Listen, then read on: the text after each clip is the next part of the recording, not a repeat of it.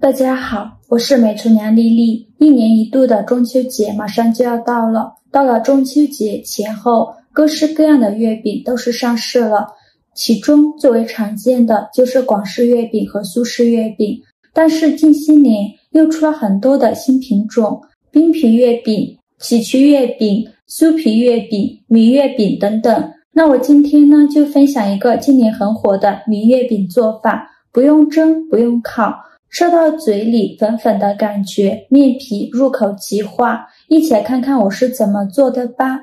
我们先来熬糖油，锅中倒入100克白糖，再加入200毫升清水，开大火烧开，用铲子搅拌一下，搅拌至白糖融化。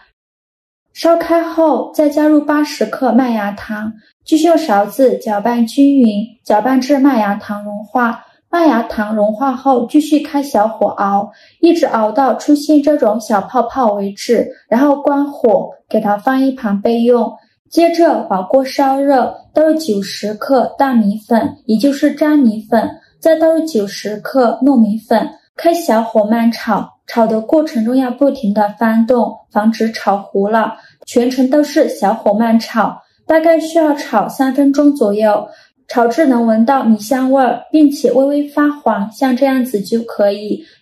再把它倒入一个大碗中，接着往里边加勺食盐，俗话说加盐才能显出糖的甜。再把放凉的糖油倒进来，用筷子搅拌均匀，给它搅拌成这种面絮状，再加入50克融化好的黄油，没有黄油的可以换成熟的食用油，继续用筷子搅拌均匀。搅匀后再戴上一次性的手套，给它揉成一个光滑的面团，就揉成这样一个偏软一点的光滑面团就可以。再盖上保鲜膜，放一旁松弛1个小时。接着我们来准备馅料，准备200克红枣，把它放入大碗中，淋少许清水把红枣打湿，再加2勺食盐，加1勺面粉，用手抓拌均匀，让每一个红枣都能裹上一层面粉。因为红枣表面有许多的褶皱，里面都是藏温纳垢的好地方，直接用清水洗是很难清洗干净的。这里加食盐呢，可以让褶皱里面的脏东西自己跑出来，面粉也有很强的吸附性，能很好的吸附掉红枣褶皱里面的杂质和灰尘，抓拌至感觉有点粘手。再倒入适量的清水没过红枣，把红枣清洗干净，把表面的面粉清洗掉。清洗一遍之后，给它控水捞出，再放入另外一盆清水中，给它多清洗几遍，直到把清洗的水变得清澈为止。洗净后控水捞出，给它装入盘中。接着取出一把剪刀，把红枣剪成小块，把枣核去掉。全部处理好以后，再把它倒入锅中，倒入多一些的清水没过红枣，盖上盖子，烧开后转中小火煮30分钟。趁这个时间准备200克核桃仁，把它放入碗中，再倒入适量的清水，把核桃仁清洗一下，把表面的灰尘清洗掉。洗净后控水捞出，直接放到烤盘上，烤盘提前放上一张油纸，给它铺平铺均匀，然后再放到烤箱中层，上下火180度烤10分钟。时间到，我们打开盖子看看，现在的核桃仁也烤熟了。再把它取出来，直接放到案板上，用刀给它切碎，也不用切得太碎了，有点颗粒感会更好吃，就要切成这样的颗粒感就可以。再把它放入盘中备用。现在我们的红枣已煮得差不多了，我们打开盖子看看，用一个勺子按压一下，按下去就软烂了，说明就煮得差不多了。然后再连汤汁一起倒入料理机中，选择果蔬功能键，给它打成红枣泥，尽量多打几遍，打得越细腻越好。打好后直接倒入锅中，开小火慢炒。炒的过程中要不停地翻动，防止糊锅底了。把红枣泥的水分炒干，红枣泥的水分炒干后，再加入20克食用油，继续用铲子翻炒，翻炒成这种粘稠状，然后把核桃仁加进来，用铲子翻炒均匀，让红枣泥和核桃仁完全融合在一起，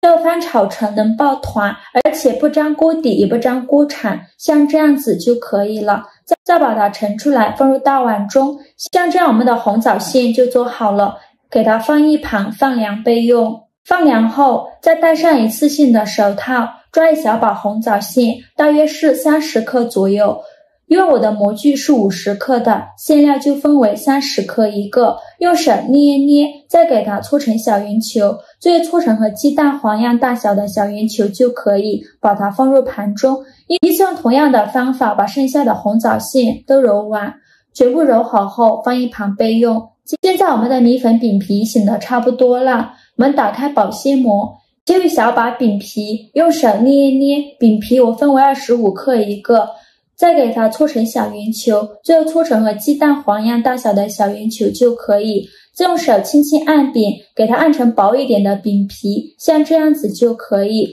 再放上刚做好的红枣馅，左手按住馅料，右手转动虎口向上，把封口处收拢，封口处一定要捏紧实了，防止馅料漏出来。包好后再用手搓一搓，给它搓得圆润一些，像这样子就可以。接着准备一个盘子，再倒入100克熟的糯米粉，把搓好的面团放入熟糯米粉中，给它均匀的裹上一层糯米粉，这样可以防止粘连。然后取出来，把多余的糯米粉拍掉。接着准备一个模具，在里面刷上一层食用油，防止粘连。再把刚做好的面团放入模具中，然后直接放到案板上，用力按压3下，给它压出花形，然后把模具取出来，像这样一个米月饼就做好了。剩下的用同样的方法给它包完，做好后给它装入盘中，